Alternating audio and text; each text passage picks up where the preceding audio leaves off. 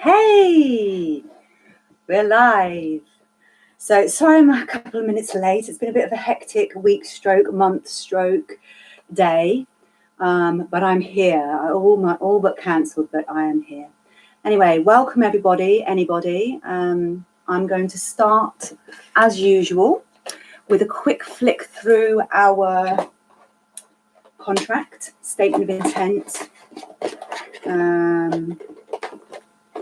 So that we can keep everybody safe. And we've got to mainly know that anyone coming to be part of this group, you are in ownership of yourself. I'm not responsible for you, and neither is anyone else.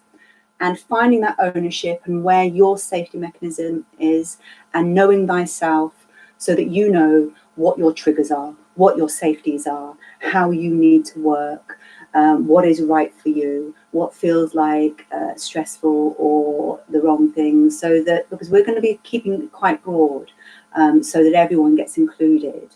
So obviously I can't be too detailed about any specific thing. I just want to keep an invitation where everyone gets to come in and everyone gets to keep safe, as long as they're choosing humanity. So that doesn't matter what you look like and how you turn up.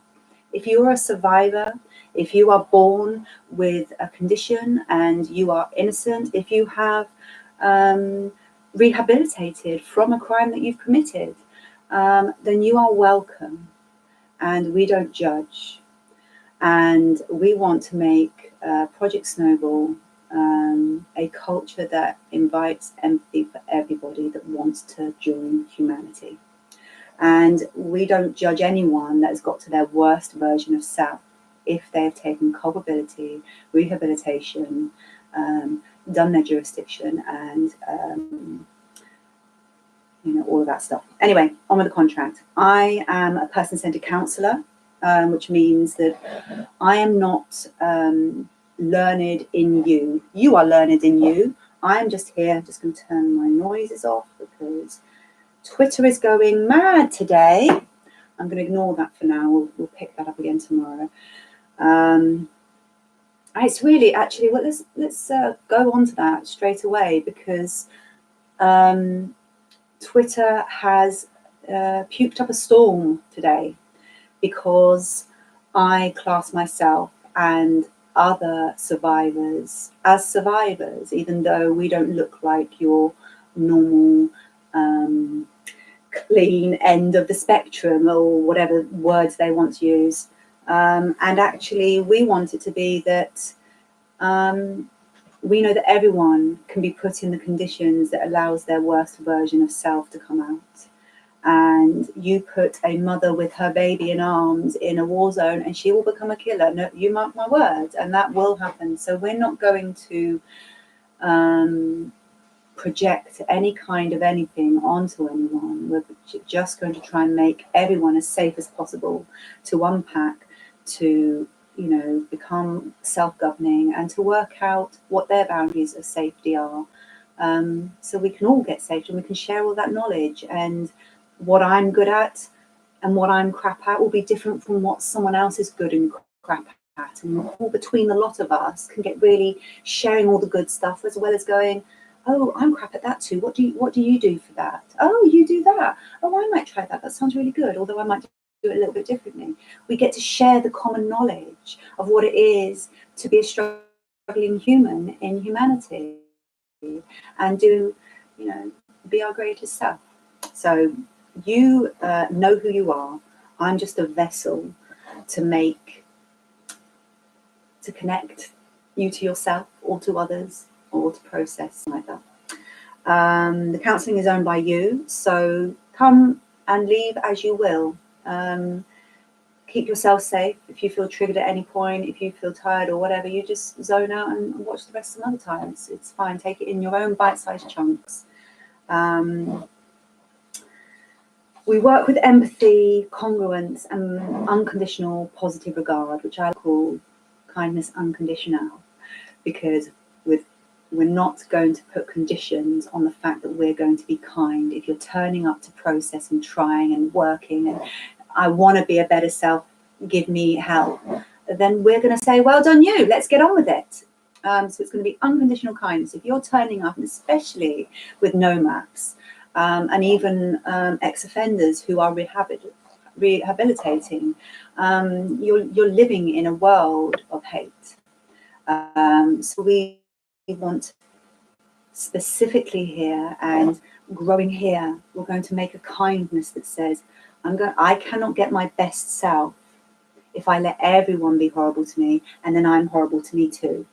I can't get anywhere doing that. So I've got to at least find the will and the knowledge and the ability to be kind to me, and boundary how much I let that implode upon me. Because external is external.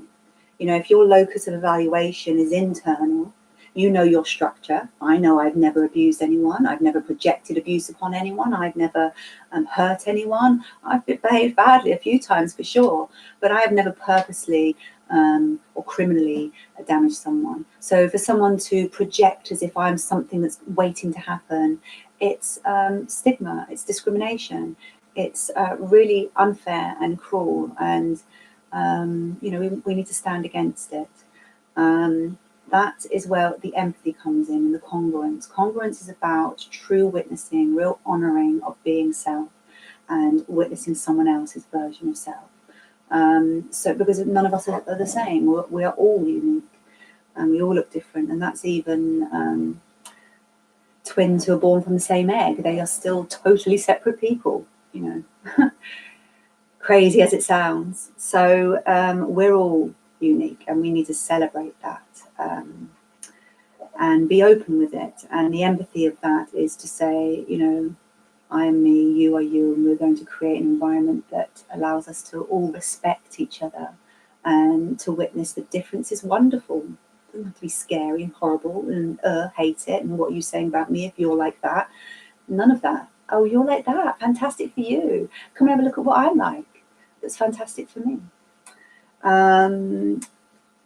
Expectations of the client. I like to brush on this because we're not fixing anyone. We're not making anyone better. I don't believe in that. No one needs to. The work is in accommodating self, is in making an environment that allows process and navigation and communication.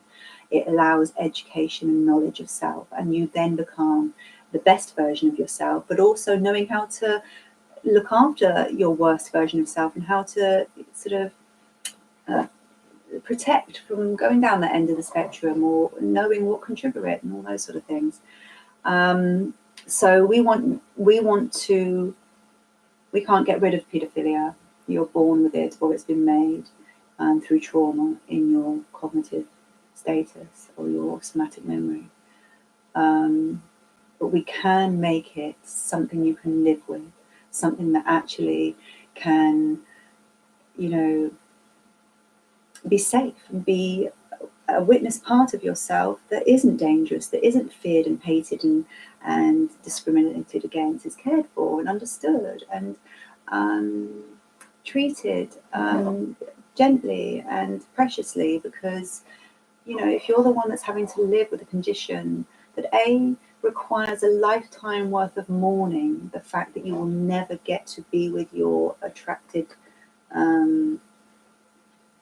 partner of age, but also that you're going to live with a lifetime of discrimination and hate and loneliness and being pushed into the dark corners and projected upon, and what are you going to be, and who are you already, even though I've done nothing, I'm just, you know, a teenager who's just realized I've got the worst thing on the planet and no one wants to care about that. But hey ho, you know, we want to change the whole landscape.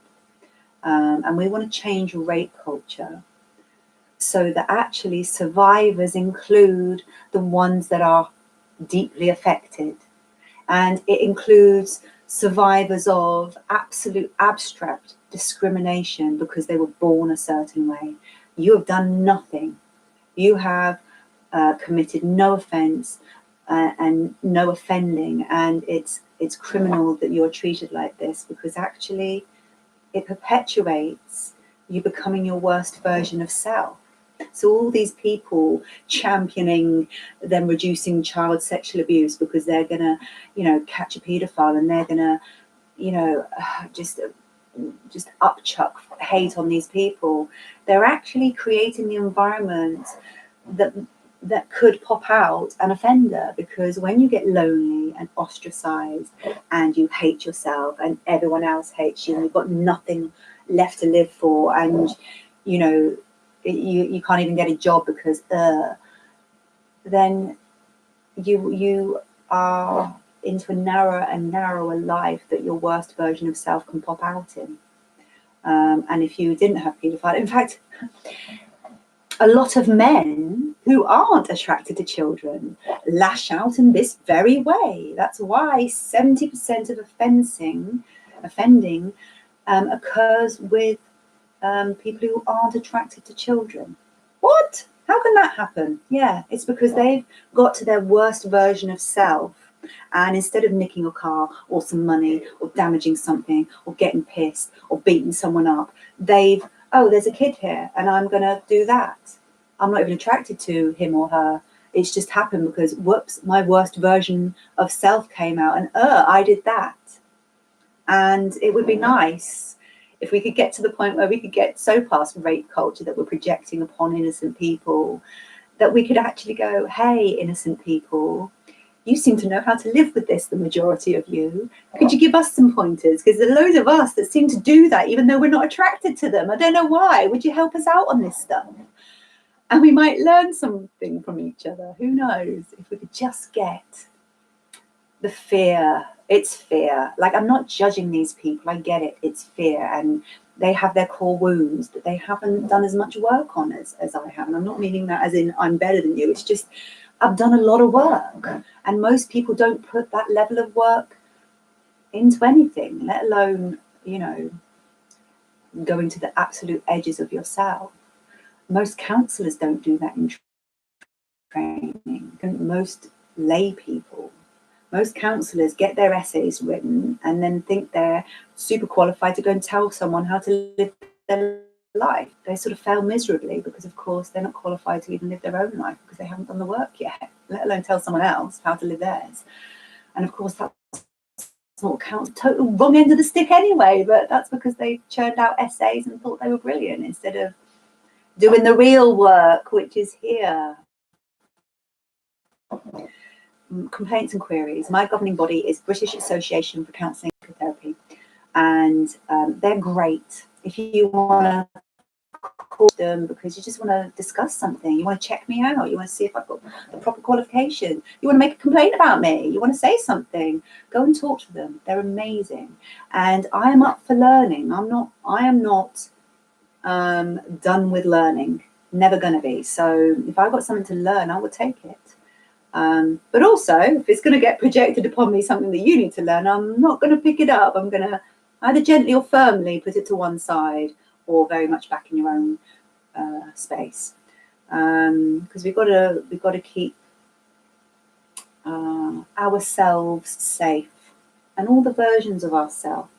If you've had trauma, there may be lay versions of self. There may be alters. There may be parts. I have a few. So knowing yourself is a really good way to remain as safe as possible. So my governing body is your governing body at this point. If you're viewing this, if you've viewed one of them, then you belong to it, because I have invited you into this therapy group session, and I care about that. I care about your well-being, and we want to make a safe space. Confidentiality. People can get in touch with me, and have done, with content or not, or sometimes not content, just self that they want to share with me. And some people are great and brave enough to say, with confidentiality, you could feature this, and at some point we're going to do that. But I'm just getting through the backlog of what questions we've already been asked to cover. So I don't take notes. I'm not going to dox anyone. I am not fearful of anything like that, and I'm not responsible for you either. So that's not where my work is.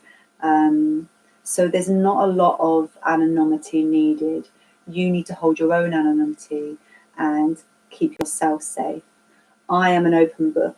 My Google, you can find out where I live on Google Maps. It's all there, telephone number, everything. Come and visit if you like. I love visitors. So don't worry about that. Supervision is once a month. I unpack everything, including this group. And she's an amazing lady, and if she ever gives me anything for this group, I will let you know. But so far, we're just thinking it's all tickety-boo. So if anyone has anything they'd like me to take to supervision, obviously you can let me know about that too. I'm not going to cancel. I turn up. I turned up with a kidney stone. I turn up with flu. I've turned up with pneumonia. I do it. So if I don't turn up, well, something's seriously wrong if I haven't let you know, or it's beyond my control and I've done all that I can. But in the end, human. Contact, get in touch. Twitter @Autonomy Council, Faye Brown. YouTube, leave a comment, I will respond. Email autonomycounselling@outlook.com. Facebook, Project Snowball. If you Google Project Snowball, you will find me, or Autonomy Counselling, you will find me.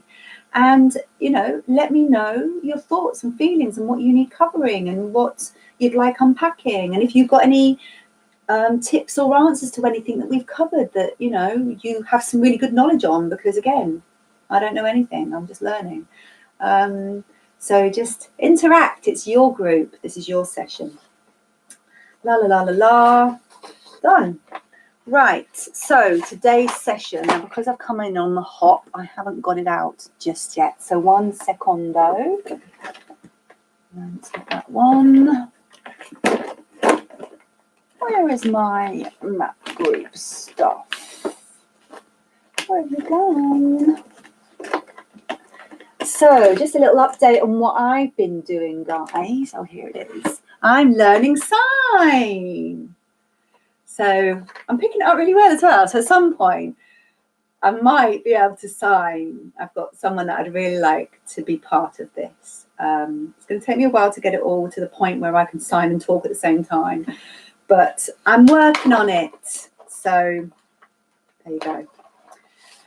So if you were interested in the last sessions, we had number 2 was on stigma, discrimination, suicide baiting, suicidality, depression, anxiety, OCD and human rights. And we covered ignorance, stigma, human rights, all sorts of things. Go and have a look at that. The third one was how to deal, and then lots of different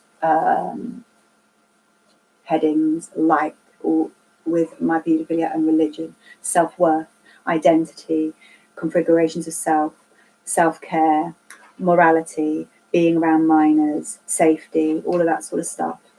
Go and have a look at that one. That was a great session. Oh no, wait, there I'm out of, that was number 4 actually, sorry. And we had a lot of interaction on that one. It was really great. I really enjoyed it. Thank you everyone that turned up. Number 3 was expression and safe expression. So it was about staying safe in fantasy, being able to have satisfying romantic relationship with adults, depending on what that looks like, the celibate life and living with the mourning and loss, and all sorts of navigation and coping skills.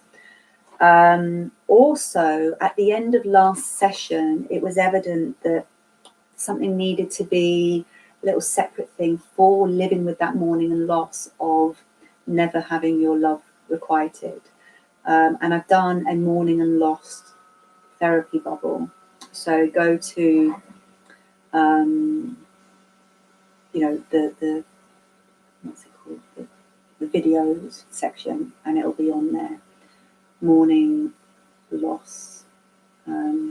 And I've kept it not about paedophilia, but it gives you that idea of how to, you will go through that mourning and loss many times throughout your life, because you're ever evolving and your relationship with your paedophilia will be ever evolving.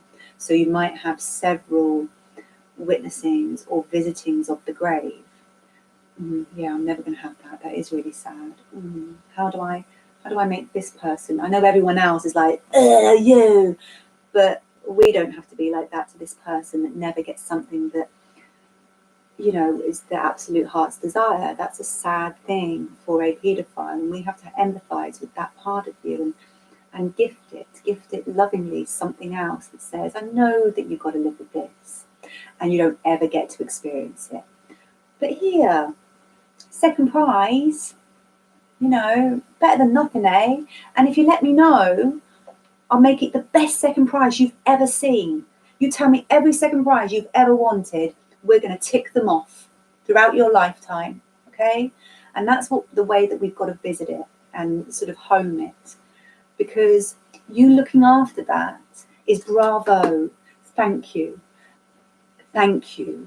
not let's hate you, suicide baiting, rah, rah, rah. It's really sad that a lot of people reward that really heartfelt work with a whole load of hate. I'm really sorry about that, but that's not going to stop me from congratulating you and saying thank you very much for that work. It is very much appreciated. And every child who could understand this wouldn't understand how you're treated. They would find that very confusing. So I just want to say thank you. Thank you for holding it in. Thank you for working on it. Thank you for finding a way to live with it. Thank you for finding process. Thank you for being here now. Thank you for making a community that's safe. Thank you for looking out for teenage maps. Thank you for, you know, just wading in there like warriors with bravery. Thank you. And, you know, it's really appreciated here. So if you ever want a little pom-pom parade, get in touch, because I get it. I'm not a paedophile, but I get it. That is a heartbreaking thing to live with when you have an emotional attraction to children. You have a love attraction to children. You have an attraction to children. That is never going to be requited. That's really hard to live with. So have a look at it, see what you think. Anyway, on to tonight's session. I like to first give out a few little really good websites that are also really good beacons of safety that you can travel towards, and there'll be lots of people with open arms saying, hey, come in from the rain and the hate, and let's get you dry and safe, and let's unpack this and help you sort this all out. So a few of them are stopso.org, verped.org, woo! Lucy Faithful Foundation, lucyfaithful.org.uk, jesushouse.org.uk, angebleu.com, which is the Blue Angel Association, theconversation.com, the Prostasia Foundation, the preventionproject.org, primary prevention, csaprimaryprevention.org, and there's a couple of really great people on the internet that are doing a lot of research. Ian McPhail, Dr. Sky Stevens, what's the other guy? You know, what's the other guy? Oh, he's really great. Oh, I can't remember him. Anyway, he's really good. Have a look at them. So tonight, as requested, is about affirmative consent. Now, for me, affirmative consent is about an equal power distribution, and anyone in unequal power distribution cannot really give affirmative consent. And affirmative consent is about consent without a verbalization. So for me, any child within an adult relationship or someone who is more than 5 years older than them cannot give affirmative consent. Any adult in a relationship where someone is their boss, or they are in power over them in some way, or they are the other person is diminished in some way, either in learning difficulty or with a condition to live with, or autistic in some way, that has their social connections a little bit harder to work out, their power distribution is always unequal. So it is absolutely necessary to have a verbal consent. Looking for affirmative consent with an unequal power distribution is grooming. That is you trying to find the clues, when really you should be stating openly and clearly and with transparency, or asking questions of what their intention is with whatever behaviour you're trying to wonder what it's about. So the first point of affirmative consent is, where is the power distribution? Is if this is my colleague, or this is my equal, or this is my peer, or we are both in the same boat of whatever conditions, so neither of us outpower each other with whatever conditions we're living with, then there could be a lot more affirmative consent necessary. Because if two people don't have the communicative skills or the self-bravery to statement self, then they may find it easier to talk through body language.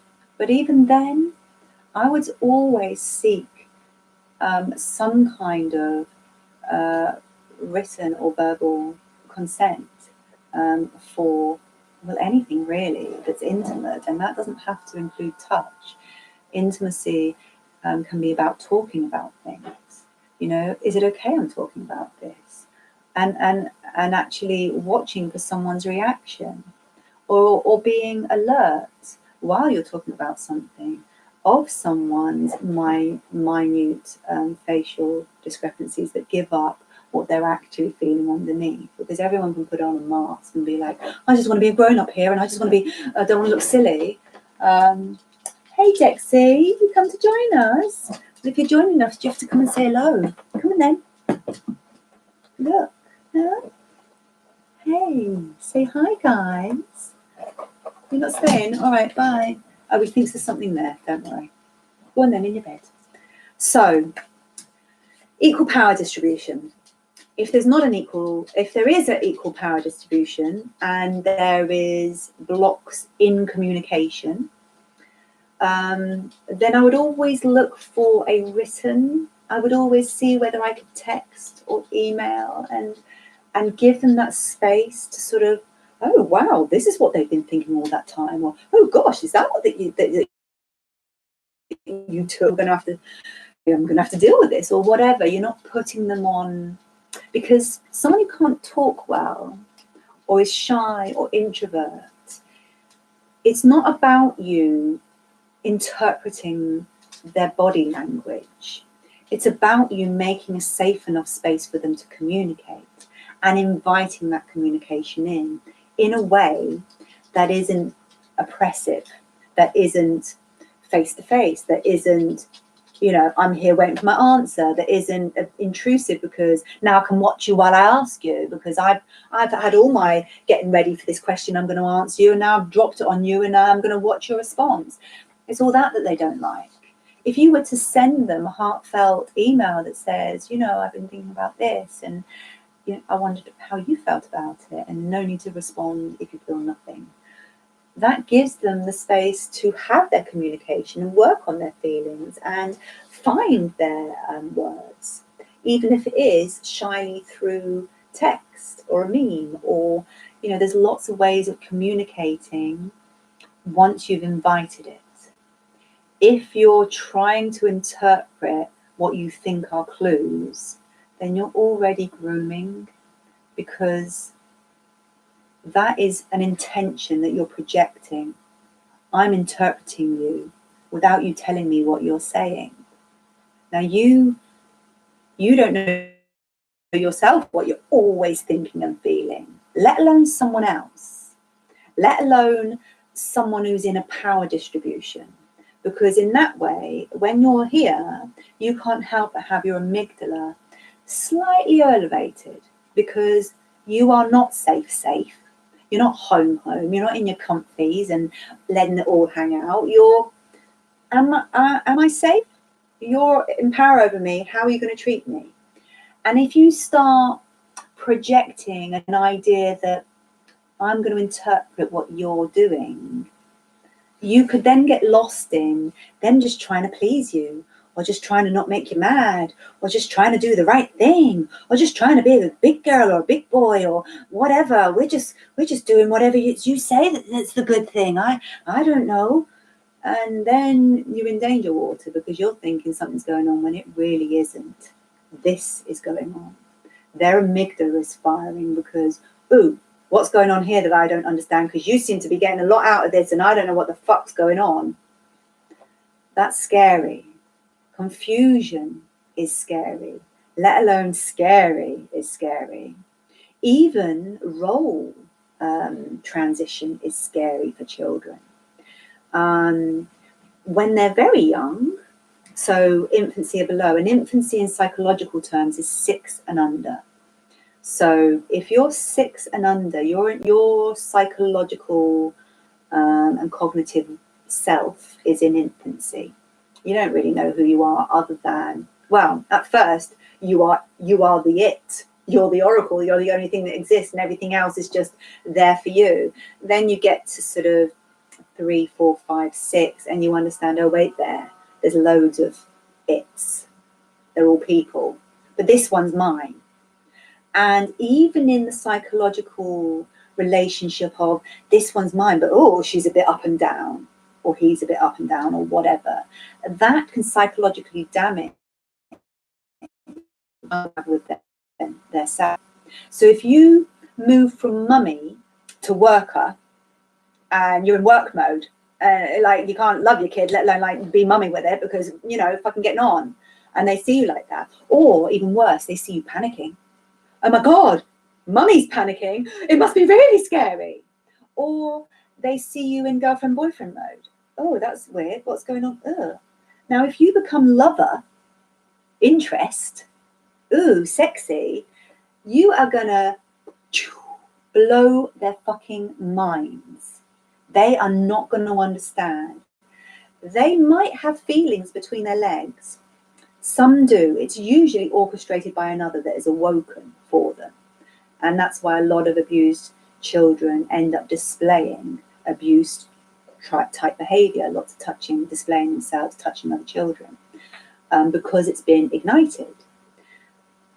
Other children have a connection with their privates and can make them feel nice. That is one thing. Having a relationship, a power dynamic where someone else is within your sex life. It's not just a feeling that you can have. Someone else. This is now a back and forth. And I'm not equal with you. So you understand a lot more about this than me. And now, oh, you've now done that. And I didn't know that you doing that was going to do this. And then I was going to have a whole load of whatever. I would have said no if I knew all that. And you know I would have. Why did you do that? And it also, like some parents, it can happen with some women actually, but mainly men, where it's sort of like, oh, what's the word? It's like when men go to prison and they become prison gay, for want of a better word. I can't think of the word. And it's a surrogacy. They make a surrogate wife out of their child. And of course, they're in love with their child. Their child's awesome. They're on their own. They're lonely. They're doing much more with the kid. They think they're really beautiful and gorgeous and lovely. And the kid just loves them. And, oh, they're having so much cuddles and strokings. And all of a sudden that's happened. And, oh, that felt nice. But they didn't know what that all meant. And now daddy's changed. And he's this other thing now. And now I've got to navigate daddy's needs and what he thinks about them and what he thinks about me now that, oh, and now I know what everyone else thinks. And, oh, now I'm starting to have a detriment of this. And now I'm starting to feel like, where did my daddy go? Because you wanted to have a lover or whatever. So we need to really think about affirmative consent as, if you are in a power distribution, it's not there. If you are in an equal, I would still think, this person isn't communicating very well. I'm going to try and make a safe way for them to communicate and invite them and say, I'd like to hear about this. Then you're actually making them safe.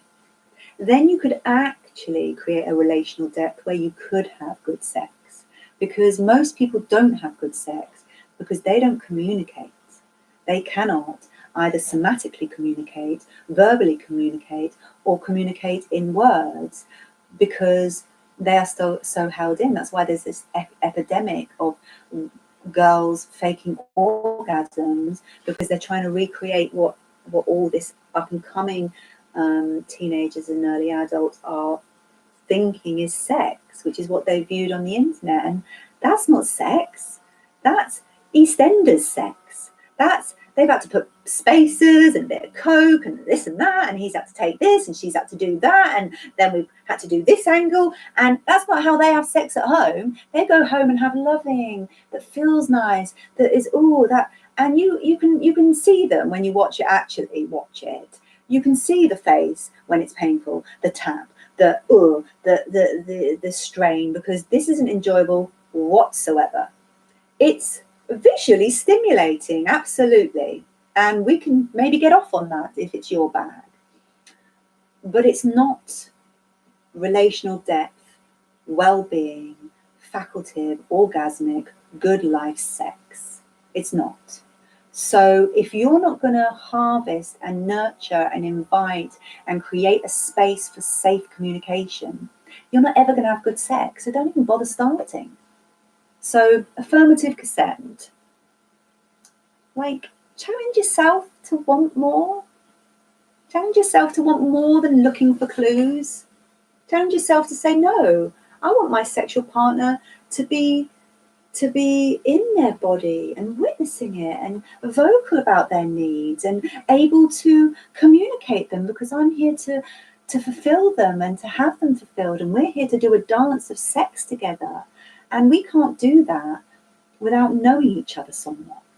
So if you're looking for affirmative consent and you haven't done any of that, I'd stop right now, because you're not ready for a sexual relationship. You're just going to have an in and out where one person is going to spill their load and the other one's going to feel a bit like, or worse, you know? So challenge yourself. So it's a peer, not a role. That's what equal dynamics is. So it's not a daughter or son. It's not a student. It's not a mentor. It's not a big age difference beyond 5 years. It's not a pastor or that's an American term, a vicar. It's not a director. It's not an employee, an employer, or doctor, leader, elder. It's not someone above you. It's someone equal. And from there, we can make affirmative consent that has communication. Now, once you've gotten to the point where you've made the safety, affirmative consent is great, because you learn how to say loads of things without saying at all anything, because that's what great sex is about. It's about listening to the breath and listening to the skin and the heartbeat and their facial expression and all and the muscles, you know, listening to their muscle, the vagina muscle and the penis muscle. It's all about listening to affirmative consent once you're there. Before then, it's actually about making safe communication, which affirmative consent is not in. Once you've got safe communication, crack on with affirmative consent within an equal power distribution relationship. Is our developmental age equal? So that's not about age, because some people have got into trouble because actually their developmental age is a lot younger, and actually no, in their body this is my peer. You know, I've got a few patients as a chiropodist who are fully grown 6-year-old adults bodies, but they are 12 forever, and that's just the way it is. And you've got to meet them as 12. You can't expect them to be 50. That's a real detriment of their right to be self as they were born. I'm not going to project onto you that you look like 50. You should be like 50, or whatever that is. So developmental age is really important, because within a 5-year age gap, I feel includes developmental age. So there can sometimes be crossovers where an adult has actually offended without really realizing, because their development age is unequal to the peer that they feel that they have had this exploration with, and they've done the affirmative consent. And actually, it's our duty as their cohorts, their peers, their the people looking after them, the guardians, to actually give them the knowledge of there is no affirmative consent. You have to have an actual conversation, and it's really good to have a conversation with someone else too about it, because if it's just you and one other person, it's a secret. And if you have any kind of developmental condition, then having a secret is detrimental. So encouraging communication again, so that we're not relying on affirmative consent, so that we're allowing them to have a sex life. A lot of Down syndrome people get together and have a wonderful, loving sexual relationship, even with a diminished developmental and learning disability. We're not removing that right from them to have a fulfilled life, and that includes a base physiological need to have your libido looked after, and that's everybody. But if we give it a safe space and a protocol of, yeah, of course, one day you're going to want a girlfriend to have yummy feelings with, and some sex life, but this is the way we go about it. I didn't get my boyfriend by going and touching him. I didn't, tell someone you're going to be my husband and that's that. There's a nuance to it. It's for us to show that way and to not be shy about it, to not remove their right to go through that process just because their lives look different from ours. The ability to understand and confirm consent of intimacy. This is a really tricky one, because especially with children, they don't know what intimacy is until, whoops, we're here, and oh, I didn't know that was what was going to happen. Owie. So again, there is no affirmative consent with that. And it's really about knowing that whoever you are interested in has that ability to understand intimacy. They know their body so well that they can tell you what their body likes and wants. They can communicate with you what this is, and children can't do that. So it's out for that. But as we get towards 15, 16, 17, 18, 19 to 24-year-olds, the young adults, the adolescents, the late teens, they have a barrier to communication. They have an awkwardness. They have a not fully identified self. And yet they have an idea of need, and they have an ownership somewhat of body, and they are beginning their autonomy and their self-governance. And they could probably know very well what their body would like. Thank you very much. But again, it's about inviting that communication, not assuming it. It's about witnessing the ability to make someone safe and invite, because I care about your needs. And if this isn't one of them, whoa, I'm going to back the fuck up, because I don't want to get anything wrong here. I mean, of course, if you're not and able of your teenager that you're interested in, it's even more important that you are very communicative, and even invite communication with their friends and their mum and dad, and someone that they're close with, so that they understand. I'm not here to groom and manipulate anyone. I'm just in love with your daughter or your son, and wanting to make a really deep relationship with them that will at some point include some intimacy when they're ready. But I'm not on a horse galloping down that road. I just I just really like their company. And giving them that assurance for them to blossom in your company allows for that safety of communication, so that you don't have to rely on affirmative consent in those early days. Once you're 2 years down the line of a relationship of which you have full communication in, but then you're relying on affirmative consent practically all the time. We speak in code almost permanently, me and my husband, because we've been together 25 years and we just know each other on a sideways glance. We just know. So we got a lot of affirmative consent, but that's because we did the communicative work. And I never faked an orgasm, and I was allowed to say no, or not that, or to the left a bit, or great until you stole it at the end when you just stopped all of a sudden. What was that all about? Or whatever. We're allowed to critique and get better at our knowledge of self and our sharing of our intimacy.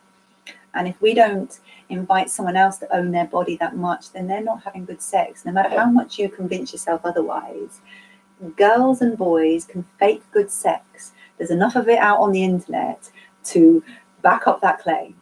They all do it.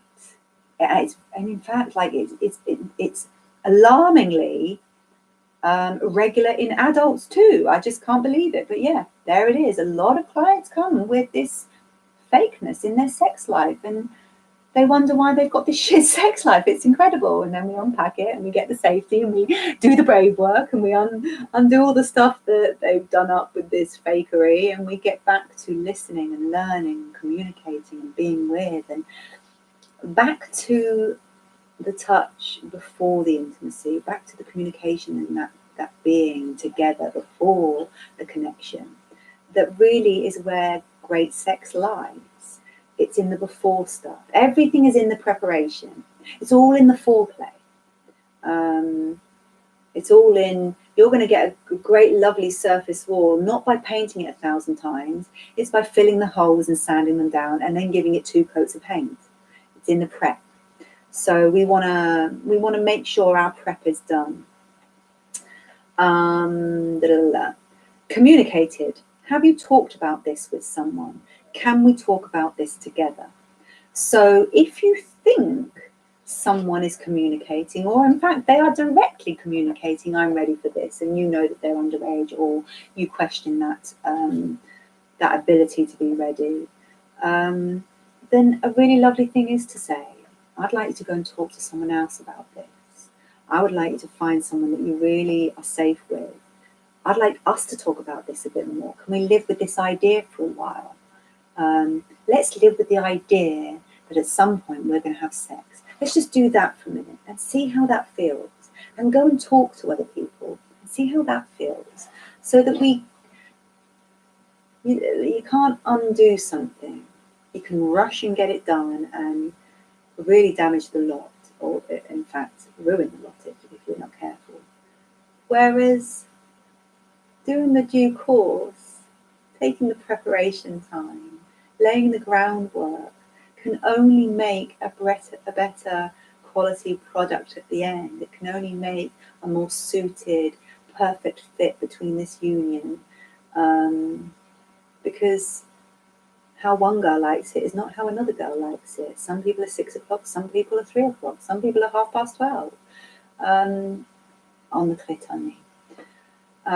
Some people can't orgasm inside, some people only orgasm inside, some people can only orgasm on the outside, some people like certain filias, all sorts of things. And if you're not exploring it all, then you haven't got a sex life. You're just having sex.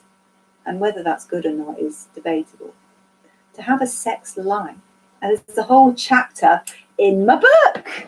Plug time.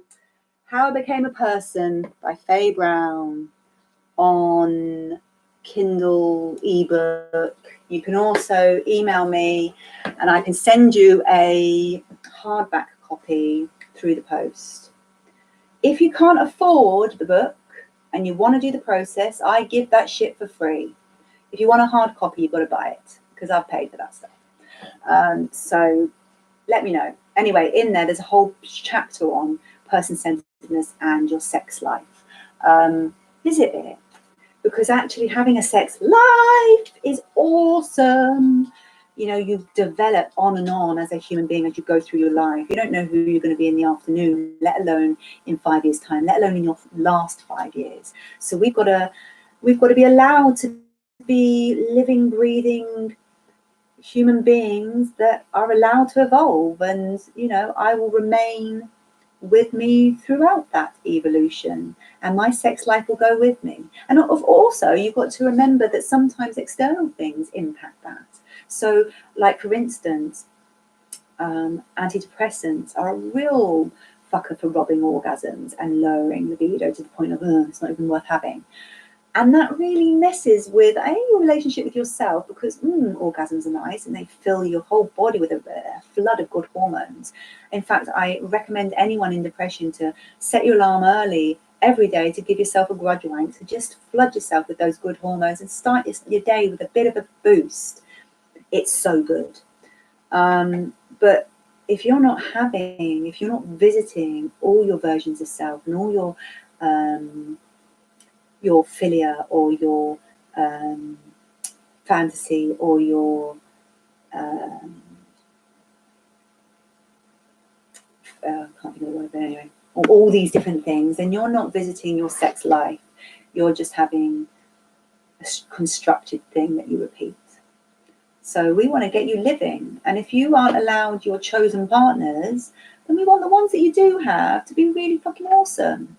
And if you don't have, if like you know that you have to be celibate and you are an exclusive paedophile of which you can't ever have your chosen attraction, not chosen, your attraction age of interest, age of attraction, then that's back to the morning and the list of second bests and all of those sort of things. You're not really featured a lot today, sorry, but this has been a specifically requested thing to talk about, so I'm here talking about it. Psychology. So another thing, not under the influence, physically, medically, or psychologically. There's been another Twitter storm recently about the misusing of people with dissociative identity disorder and then going into alters and having a relationship with a non-exclusive paedophile and having age play, regression, and then that has triggered a representation of their part. Now, apart from when I have zero makes me faint, and then I have a fit, and then I usually end up dolly for about 2 hours. That I'm not really there. But when I'm in myself and I visit my part, or they can come up a little bit and I can tell you what they're thinking or feeling or whatever, or I can become them for a bit and sink into it. I'm in control of that. Some people with their psychology aren't in control of it, so they can be misused. But even then, they are responsible for knowing that they have DID and a little one, and they are the parent to that little one, not anyone that they go and have play with. And if they're going to go and have play with someone who's a paedophile and you're having age play with them, then you better have done your due course and have a contract and have that not affirmative consent, that verbal contracting consent that says we've talked about this. We know what triggers are. We know what we're going to do if a trigger happens. We know code words. We know the protocol that happens if this happens. I don't want to have sex in my altar. Now that you know that, if that were to happen, this is the protocol. You are in governance of yourself. I also don't agree that that is child abuse. Once you're an adult and you have an altar, you are their adult. So if they have been abused, you have let that happen. If you have an altar that can pop out through trigger, then that is up to you to look after, as I do my own psychological needs. I'm not better, I'm not well, I've got complex PTSD, I've got bipolar, I've got early menopause, I've got hypohidrotic bowel syndrome, I've got a fractured spine that requires medications that affect me. I'm on medications that have side effects that affect me. I have to live round an affected sex life. But it's okay, because we have communication that says, oh, it's probably going to take longer now because I'm on these, and oh, don't mind him, he's just on drugs. I totally fancy you, it's just the medications. We've got loads of ways of discovering and recovering an orgasm, and it doesn't have to be like this. It can be lots of lovely, mutual, beautiful ways that are often quite a lot better in the achievement of orgasm, because you're not trying to do it together. I'm having mine and I'm going to give you yours, and it's going to be tailor-made because we're exploring this shit now. We don't just do it one way and that's how it's expected to happen. We do it loads of ways now that we're allowed. So I want you to think about under the influence. Now, if someone is on drugs, if someone is on alcohol, if someone is on level 2 tier psychological drugs, that's me too. So I'm not going to go to a sex party because I wouldn't put my alters in that position. I wouldn't put myself in that position. I'm not going to treat my body like that with a whole load of people that I haven't contracted with. If you're going to do that, well, then you take responsibility for what happens if you're not going to do that contracting. Now, in those positions, I don't think affirmative consent exists. If you're going to a sex party, if you're going to a dungeon, if you're going to a play or aggression, you very much, if you're in the BDSM community, you very much have to contract. Otherwise, you will get hurt. And that is your fault for entering in without your known knowledge of self. At some point, you've got to be a grown-up and take responsibility for yourself, no matter who made it. Now, I can sit here going, but I didn't do this to myself. Why should I have to be responsible for it? I could do that, but then it's me that's going to suffer. I don't want to suffer all the time. I want to live with a body that's looked after, even though this happened and left me with this. Oh, well, let's get on with living with it, because that's the only way I know how now. Before I did do a lot of warring against self, a lot of another day of warring against Faye Brown, and slaughtering myself on a daily basis, self-flagellation, like, on the cross, take me. I'm worthy of suicide. That was before. But we have to actually get ourselves to the point where we say, no, I'm responsible for putting myself in situations that are dangerous, for allowing people to misuse me, for not contracting my safe word and what I want to have looked after in myself, for not qualifying what my specific needs are. They're no one else's to just, transport out of your mind by mind reading. That's for you to communicate. And if you can't, well, then maybe you shouldn't be there. And that's yours to own. Not someone else who's accidentally got it wrong because they didn't realise an alter popped up. They can't help that.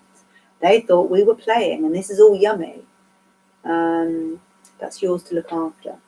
So, medical, physical, psychological, any kind of extracurricular activity, if you're under the influence where you are not yourself, then you cannot consent, let alone start looking for affirmative consent.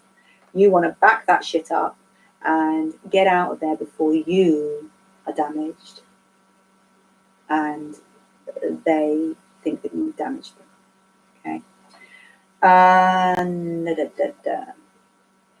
Non-verbal communications need to be in addition to verbal communication of some kind. So that's about texting, emailing. Hey, I'm not sure I'm going up the wrong road here, but did you mean this by that?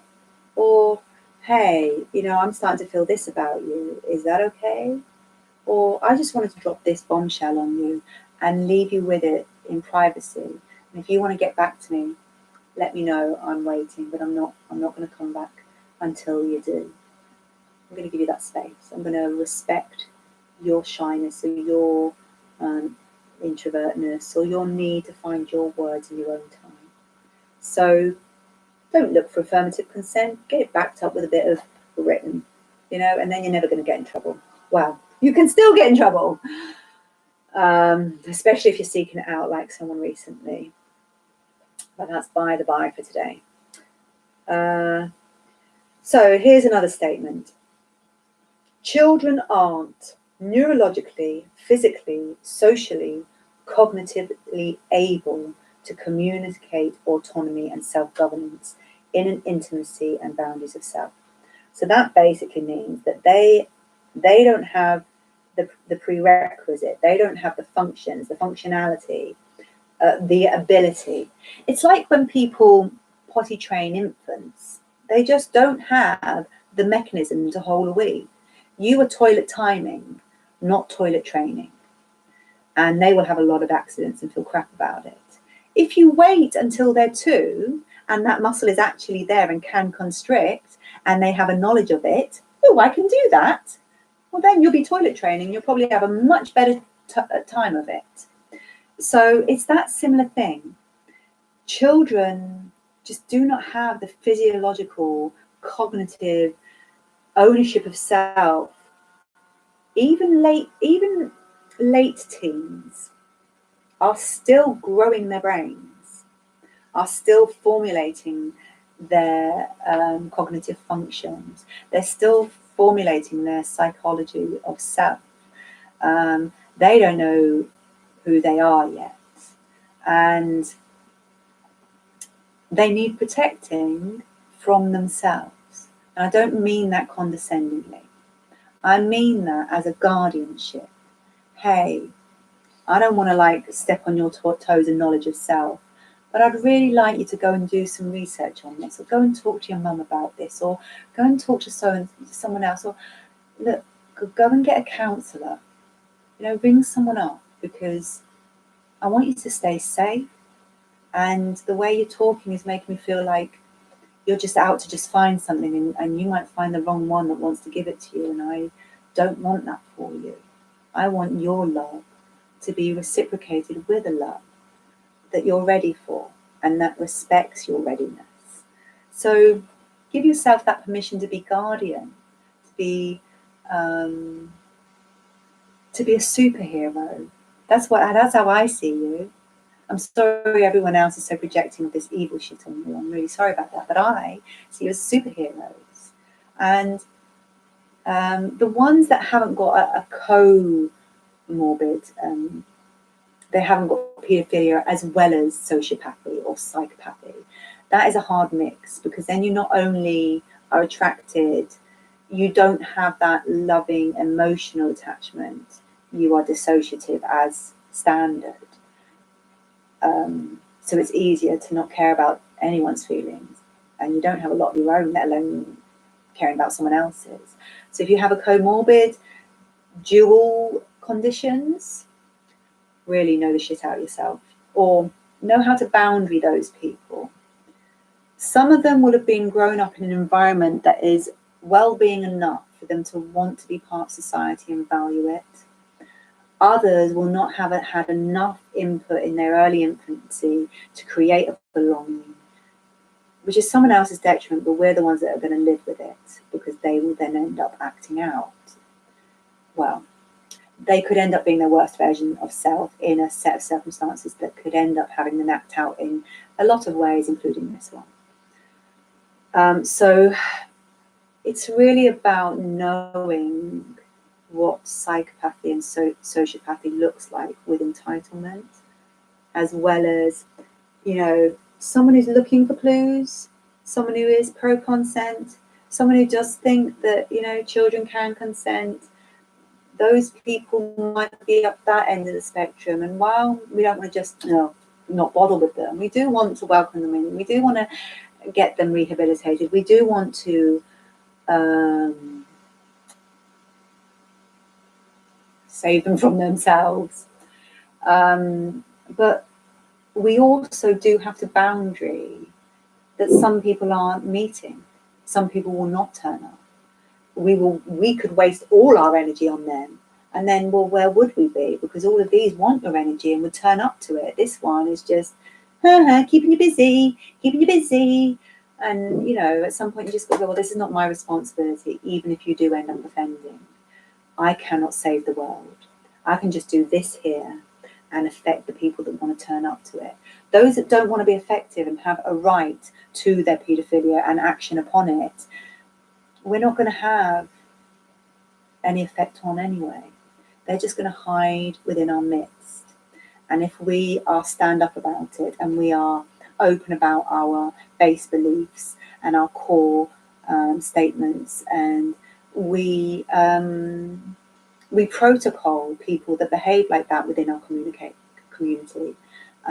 We all standardly say, no, you can be here if you're working towards this.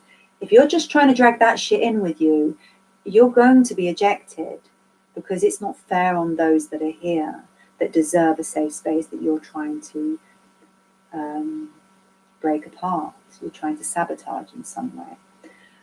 So we've got to get a bit clever, and we've got to get a bit more brave, and we've got to stand up and carry on fighting the good cause.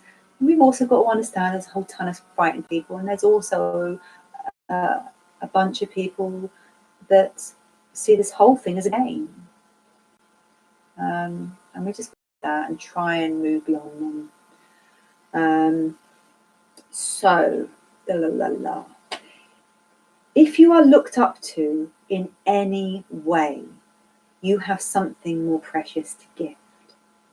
So you could have this as part of me visiting the grave. You know, yeah, I'm not going to get a sexual relationship or an attached intimate relationship with my age of attraction, but I could give them a much more precious gift, which is be their guardian, which is be someone that they can look up to, which is, you know, show them how it's done to live with something against an absolute tidal wave of hate and do something really noble with it. You know, what an amazing thing. We're going to be giving Nobel Prizes or some kind of statue of honours to people who have done this work, hopefully at some point in the future, because it is worth rewarding. It's so precious. I'm really thankful for it anyway.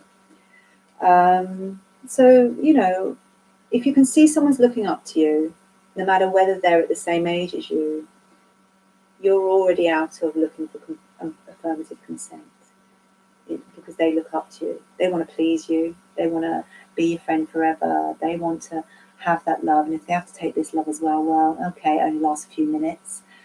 They'll take it for you because they love you. And you'll be gradually ruining the whole thing because you keep putting that in there. Because actually what they really want is your unconditional love. They want you to love them with all that paedophilic love in a platonic way, in a guardianship way, in a way that they can trust, that says, thanks for looking after me and being a light on my journey that I can follow. And that is a much greater gift to self than giving yourself the age of interest. Because then you just got to live with destroying your own and their lives, as well as your whole family, who will go through a real, I've seen it, and it is destroying. It destroys, and it destroys forever. I mean, I'm working with someone right now, and the family structure, the whole thing just dynamically changes. It's really heartbreaking when actually if they'd just gone struggling, they would, well, hopefully they would have been cared for, but if not there, come here. So, prevention without stigma. This is what Projectsnowball is all about. This is what NOMAP 2 and Teen Map 2 is all about. This is about what Survivor Map is about. This is about what linking into survivor culture is about. Prevention without stigma. So that we can have all our warriors and all our humanitarians and all our amazing peeps turn up for this work and be accepted and congratulated for doing it. So we want to give consideration to everyone's amygdalas. We want to say there's 5: fight, flight, flop, friend, freeze. Okay? And we're going to be aware of those in people and what they look like. Is someone really trying to friend me because they're scared? Are they scared of me? Could this be scary in any way? Because I am in an elevation position to them. They might feel like they own me in some way.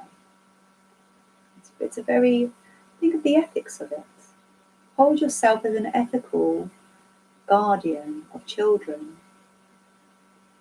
And you have a unique quality to empathize.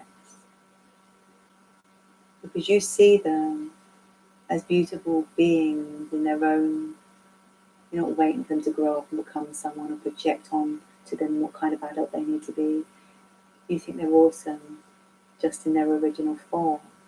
They're innocent, beautiful, unmalformed form before all of the adulting and the expectations and projections of society goes upon them. It's such a beautiful thing. I can see, like, I love children. I'm very attracted to children play. I love to get down on the floor and play with my godchildren. I love the way they talk. I love the way they are themselves. I love that whole thing. I'm just not sexually attracted to them. But I can see, like, I am, and maybe if we sort of try and find that commonality with non-paedophiles, that actually we're not ever going to be offenders. So if we can just boil ours down to, we love the fuck out of kids. We really do. Probably even better than you guys do, because you want them to be something. We just want them to be themselves. We'd be happy if they stayed themselves forever. We just want them to get on with learning and get up and out into their adulthood and make them proud, make you proud. So consideration. If we are going to tread lightly into survivor culture, into survivor map, into spreading the word of education and reducing stigma and, you know, creating a safe community, then we have to be respectful. We have to be considerate. We have to be careful. We have to think before we speak. We have to take our work elsewhere. And also, we have to walk before we can run. So we are not so much map positivity. It's not a positive thing to have a minor attraction. It's a real heartbreaking, arduous thing to live with. It's about equality of humanity. And it's about being allowed to be a great person, despite the fact that you have a condition or you were left with something through trauma. It's about being allowed to actualize your potential without some kind of stigmatized box put around you of what your limits are. So we really want to respect each human being's effort and what that looks like. And some people are further down the track than others. And that is all great if they don't push other people out of their own lanes. If you want everyone to come back to where you are in your stigma'd, narrow-minded, we have to be this and you have to look like this, otherwise you're not allowed to be part of our group. Well, we're gonna try and elevate you, and then we're gonna leave you behind because we've evolved. I'm sorry if you're stuck there, but we're not gonna come. We'll visit kindly. Let's try and visit kindly to the ones that are stuck and understand they're stuck. They've had a shit life. They haven't done their work, or they haven't found themselves, or they don't know their process, or whatever it is. They're filled with, I don't know, a whole ton of internal stuff that they haven't even, you know, witnessed yet. So, you know, they're busying themselves with hating you guys. Who knows? But let's try and understand it. Let's try and give it a little bit of, yeah, we get it, of course. We're the scary, hairy paedophiles. We get it. But also, we're not. Can I just offer you this? Can you just, and be cordial, be kind. You know, if you need to put down a statement, if you need to put down a boundary, make it firm. You might as well, because boundaries. And if you need to put someone back in their lane, do it. But we don't want to start wars. We want to elevate and create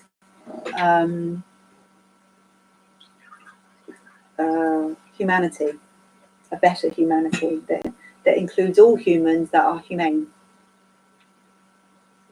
not just the ones that look like this. Otherwise, we'll go back to not letting the blacks in, eh? We'll go back to not letting the gays in. We'll go back to, oh, not the trans. No, we're allowed everyone who's humane and a human, or we're like all of those that did that before. That's you guys I'm talking about. You guys on Twitter. Stop it. It's naughty. It's nasty. It's not necessary. No kid's going to thank you. It's not helpful. Just stop. Grow at your own speed and boundary self-care ownership. So this is about, if you're a survivor and you are in your lane and you have all sorts of triggers that you are absolutely entitled to, don't go to a exposed public forum and get triggered. That's your ownership to keep yourself safe. That's your ownership to not put yourself in that situation if it does all sorts of things to you. That's up to you to look after. That's not up to you to go in there, get all triggered, and then pull down a whole fucking movement because, wah. No, that's not okay. We're not here to mollycoddle you through your process. That's your work to do, whether you want to or not. Don't do it. I'm not here to tell you to do it. I'm here to make a space where you can. But I'm not going to allow you, if you don't want to do it, to poo-poo over this space and to say, get over there and do that.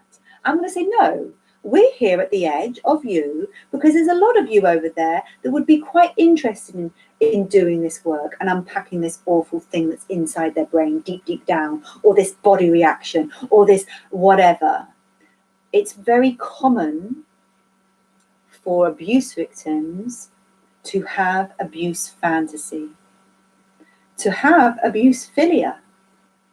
So I want everyone to stop projecting some innocent, whiter than white, we are victims, keep away from us type mentality, and start doing no, that's what your victimhood looks like. And then there's as many victim status or survivor statuses as there is victim or survivors. They are all unique and they all look totally different from one another. Me and my, I shouldn't say that actually. Retract. Sorry, I almost told not my story. I almost told someone else's story, and that's their story to tell. The point I was going to make was even people in the same household will have their own story of what their childhood was like. And it can look remarkably different. What? That's what you thought you got from? Oh, well, this is what, who knew? So we've got to give survivor culture the standpoint that says, it looks like what it looks like. Now stop stigmatizing and discriminating and rushing a big, wide, stigma brush all over everything. You let survivors turn up how they turn up because they've earned that shit. And if they can step through the door, then we welcome them in and say, well done for getting here. What can we do to, what are your needs in this moment? Because it all looks a bit, or ow, or whatever. We want to care. So know your self-care. Know your own boundaries. Know what your own triggers and flagstones are that, I've got to this level of stress. I need to take a full-on break from Twitter because I'm on a slippery slope of breakdown here. No, we don't want to get there. We want to say, no, we're all adults, or we should all be over 13 to be on Twitter. And I think most of them are adults that get involved in all of this projecting and core wound entitlement. And actually, if they are that damaged, then they need to remove themselves, not tell everyone else to quieten down on discussion that is very much needed for the reduction recidivism, that word, or removing CSEN. that's not helpful for that at all. We want to try and keep this going. So if you want to go and do that, you get on with it. Have support for person you don't know. And I'm ignorant on loads of things because, you know, I can only learn one thing at a time. So my ignorance can show all the time, but I will own my ignorance. Sorry, I know nothing about this. You let me know. Or if I just used a word wrongly, or if I just trod on someone's toes, or oh God, I feel like I've offended. I'm not sure how. Please let me know, because I really don't mean to be doing this stuff. I just obviously don't know the lingo, or you know, some words can mean totally different things in different communities, and you can have, like my son who's Aspergic, and when he went to big school, to senior school, he didn't get that some groups like to talk cunts and shits and bastards, and other groups find that terribly offensive. He just thought, oh, this is what we're doing at big school, and didn't realise the sociality of difference and how to mould into that. And you know, if 20 people are setting light to leaves, then it must be okay. Why is everyone running? Oh, I'm the one that's getting told off for setting fire to leaves because I'm the only one that didn't realise we're meant to run. You know, it's that sort of thing where we want to support the development of people in their ignorance without being condescending or condemning of the fact that they didn't know this just yet. But if they're entitled to ignorance, no, I don't need to learn that, and I will be ignorant because I think you're this. Well then, don't do that work. Don't put that energy there. Just block them. Like really, they're not for turning, and don't waste yourself there. There's so many children and teenagers and adults that want your help, that would cherish it. Don't waste yourself on people that are just keeping busy, just having a game. They don't play Snake, they play suicide baiting. So don't enter into it. You know, if they're entitled, then leave them to their entitled ignorance. You cannot educate that. But if they're ignorant, that's not their fault. They're not entitled to it. They just didn't know. My God, I didn't know. I'm so sorry. I'm so glad you told me. And it's about safety of learning, and everyone is learning, and no one is the be all and end all.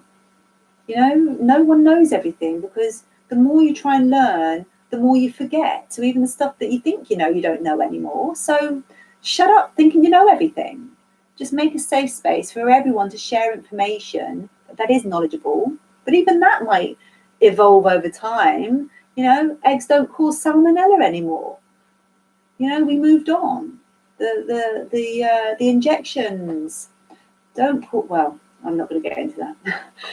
I don't want to start another Twitter storm. So we're at the end of affirmative consent of what I've written up on it. We haven't had much back and forth, but I'm sure everyone's been a bit pooped out today, what with Christmas coming up, what with what's going on with Twitter anyway. I'd really like to come up with some kind of manifesto, or, you know, a community statement that puts down, maybe I'll add that to the website that we're making, the Project Snowball. I don't know, everyone give me your feedback, tell me what you think we can do next. But really, if we can just turn the tide on rape culture that says, oh, because you're an abusee, you're going to become an abuser. Oh, because you have autopaedophilia because of trauma, that means you're going to be an abuser. Oh, because you have paedophilia because of trauma, because you were born with paedophilia, that means you're going to be this, that, and the other. We want to change that rape culture that says any of that. And bring it to survivor culture, what the true meaning of survivor culture is, what actually I believed it was, what it was sold to me in the beginning of all those months that I worked with my friend on it with. You know, it was his baby, and he believed in all of this stuff. He's just got lost by the wayside for a bit, maybe, I don't know. So anyway, I think I'm gonna cap it at an hour and a half today. I've run over several times, and I'm really tired tonight, so I'm going to be transparent and say I've only got an hour and a half in me tonight. But everyone, stay in contact, and let me know. We're at the end of the content that I've got so far.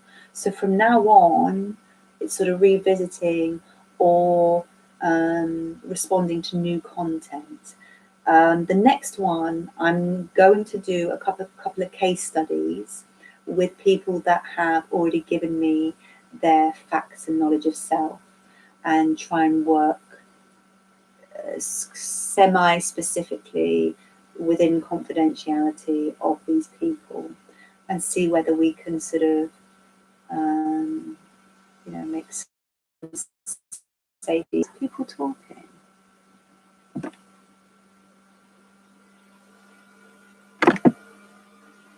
Oh, sorry, I've missed all the messages. I've just seen them. Hello.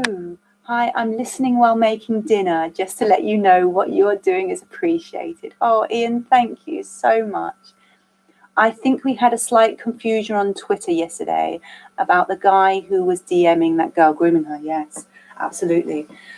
We had a real big shitstorm yesterday, and it's because there are some people who use our community to hide their bad behavior.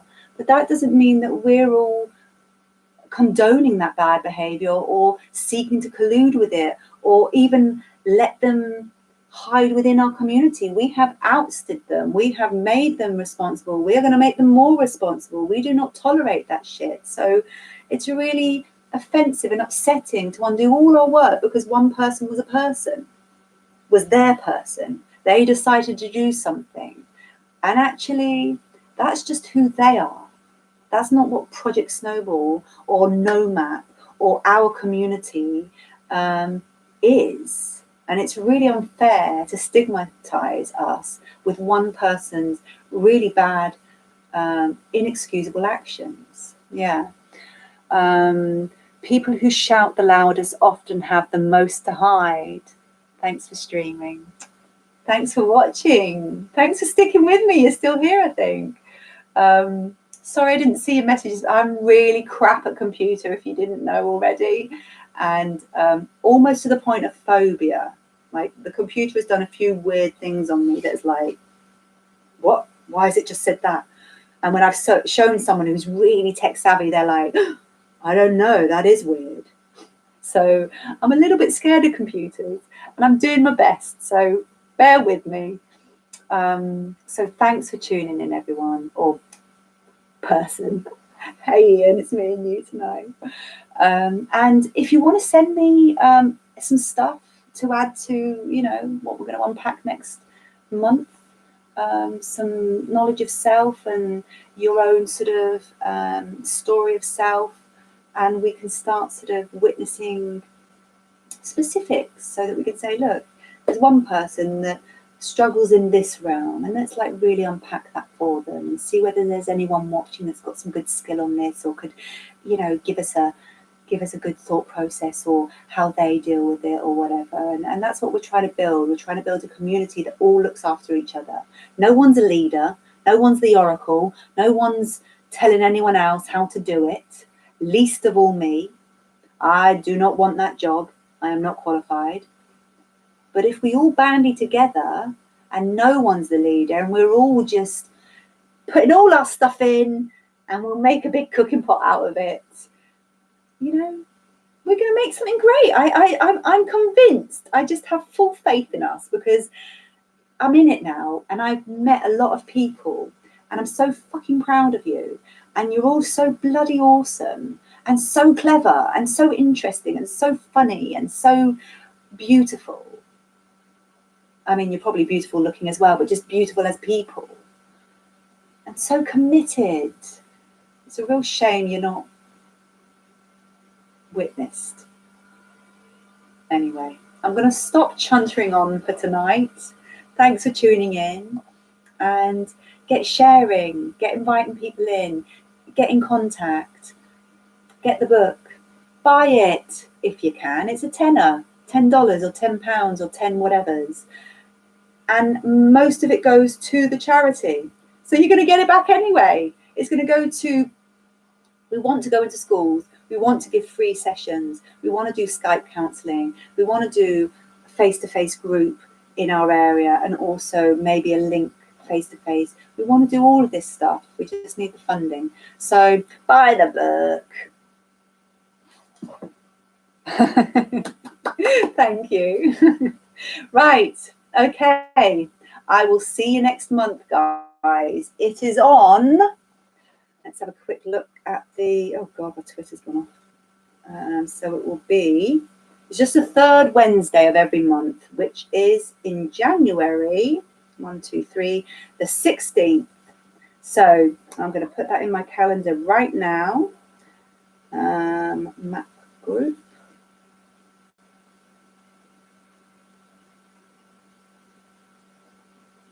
Save. And I will see you all later. Lots of love. Bye.